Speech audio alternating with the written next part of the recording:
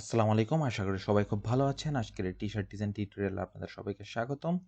So আজকে আমরা একটা টি-শার্ট ডিজাইন করব আইডিওগ্রাম এআই দিয়ে, এবং এখান থেকে দেখেন আমি একটা প্রম্পট লিখে দিয়েছি, এবং আপনারা ভিডিওটা পজ দিয়ে কিন্তু এই প্রম্পটটা অবশ্যই দেখে নিবেন আমি এখানে কি লিখেছি।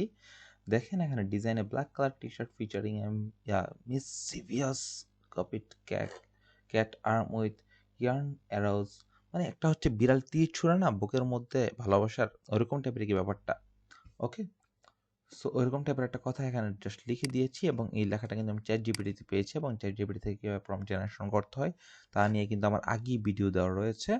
সো ওগুলো না দেখে আসলে অবশ্যই দেখে আসবেন। এবং আমরা স্টাইল হিসেবে ইউজ করেছি পোস্টার, এনিমি, ভাইব্রেন্ট এবং ইলাস্ট্রেশন, এবং আমরা কিন্তু ইউজ করছি ideogram.ai। ওকে, সো এখান থেকে দেখেন সে আমাকে 4টা ডিজাইন দিয়ে দিয়েছে। এর মধ্যে এই ডিজাইনটা একটু বেশি সুন্দর লাগছে, ওর চেহারাটা খুব ফ্যান্টাস্টিক ছিল, এবং ওর দেখেন ওর দিলের মধ্যে ঠিক আছে তীরটা বিঁধছে, এরকম টাইপের একটা অ্যারো টাইপের বিচ্ছে, এরকম টাইপের একটা সিনারি এখানে তুলে ধরেছে। সো আমি এখান থেকে এই ডিজাইনটা জাস্ট নিয়ে সেভ করে দিব। সো জাস্ট এবার এটা এখান থেকে থাকার পর জাস্ট এবার এখান থেকে রিফ্রেশ করে দিচ্ছি। সো এটাকে আমি এবার ভেক্টরাইজার ডট এআই দিয়ে একটু ভেক্টর করে নিব। জাস্ট ভেক্টরাইজার এআই তে আসার পর জাস্ট আমি এখান থেকে এটা ওপেন করে দিচ্ছি।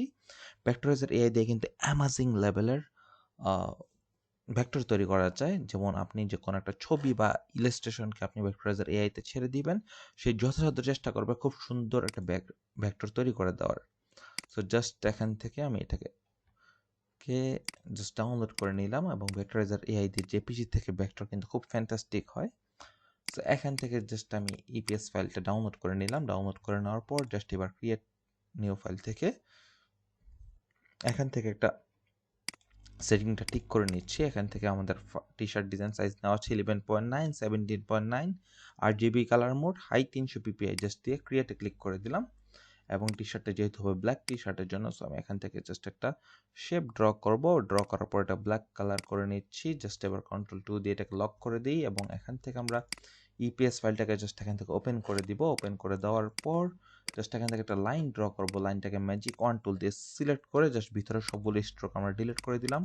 এবার আনগ্রুপ করব ডিজাইনটাকে, জাস্ট এবার ডিলিট করে দিব, এবং এই লেখাগুলোকে জাস্ট আমি ডিলিট করে দিব। তার কারণ একটাই, আমি কিন্তু এখানে আমার পছন্দ মতন টেক্সট আমি ইউজ করব কিছুক্ষণ পরেই।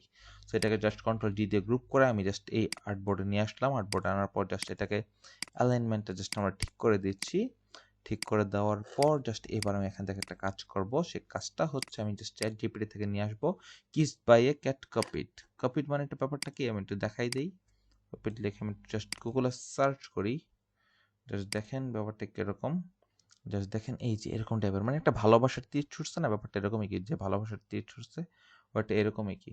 ওকে, সো এখান থেকে kissed by a cat copy, just এই লেখাটা আমি জাস্ট এখানে কপি করে নিয়ে আসলাম। আনার পর জাস্ট এবার বাই কিসড বাই জাস্ট এই লেখাটাকে আমি জাস্ট উপরে দিয়ে দিব, এবং এইটার ফন্ট আমি জাস্ট দিয়ে দিব। এই ফন্টটাও দিতে পারি, এই ফন্টটাও দিতে পারি। ওকে, আমি জাস্ট উপরের এই ফন্টটা জাস্ট দিয়ে দিচ্ছি, দিয়ে দেখি কেমন লাগে। কিসড বাই, ওকে, জাস্ট আমি এখান থেকে এই ফন্টটা এরকম করে দিয়ে দিচ্ছি, এবং এখান থেকে এটাকে Ctrl+Shift+O দিয়ে আমি আউটলাইন করে নিচ্ছি। জাস্ট সিলেক্ট করে Ctrl+Shift+O দিয়ে আমি আউটলাইন করে নিলাম। আউটলাইন করে নেওয়ার পর জাস্ট দেখি তার অ্যালাইনমেন্টটা ঠিকঠাক আছে কিনা, মিডল অ্যালাইনমেন্ট আছে কিনা। না থাকলে আমরা জাস্ট একটু সামান্য করে একটু বড় করে দিব, সামান্য করে। জাস্ট ওকে, আমি জাস্ট লেখাটাকে আমি আরেকটু এই পাশে দিয়ে দিচ্ছি। ফ্যান্টাস্টিক, এবার ঠিকঠাক আছে।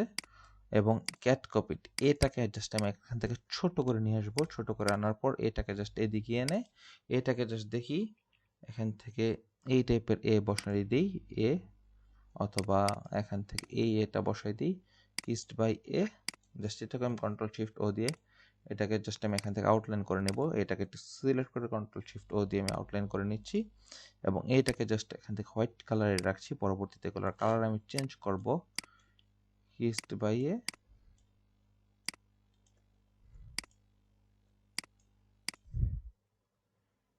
ওকে, সো এখান থেকে জাস্ট এটাকে আমি আনগ্রুপ করে দিচ্ছি আপাতত। জাস্ট এখান থেকে লাভটা এরকম আছে না, এখান থেকে এটা এরকম থাকুক। ওকে, এই লাভটা এরকম থাকুক। ওকে, এবং লাভের মাথাটা দেখেন আমার কাছে পছন্দ হয় না, সো এই লাভটাকে জাস্ট আমি এখান থেকে ডিলিট করে দিলাম।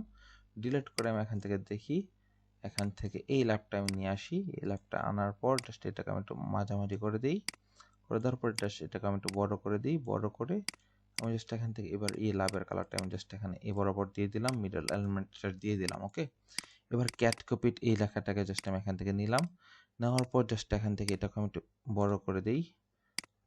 ওকে ফাইন, একটু জাস্ট বড় করে দিলাম। ওকে, এবং এটাকে আমি হোয়াইট কালার রাখি, হোয়াইট কালার জাস্ট। এবার ক্যাট কপিটার এই লেখাটার মধ্যে লাভটা আমি একটু পরে রাখি, এখান থেকে এরকম করে রাখলাম ক্যাট কপিট। এবং এটাকে জাস্ট আমি একটা কাজ করি, প্যারাগ্রাফ থেকে আমি জাস্ট একটু সামান্য করে এরকম করে রাখি, রাখার পর জাস্ট এখান থেকে এই তো একটু বড় করে দেই। এই তো ফ্যান্টাস্টিক হয়ে গিয়েছে, এই তো ফ্যান্টাস্টিক হয়ে গিয়েছে।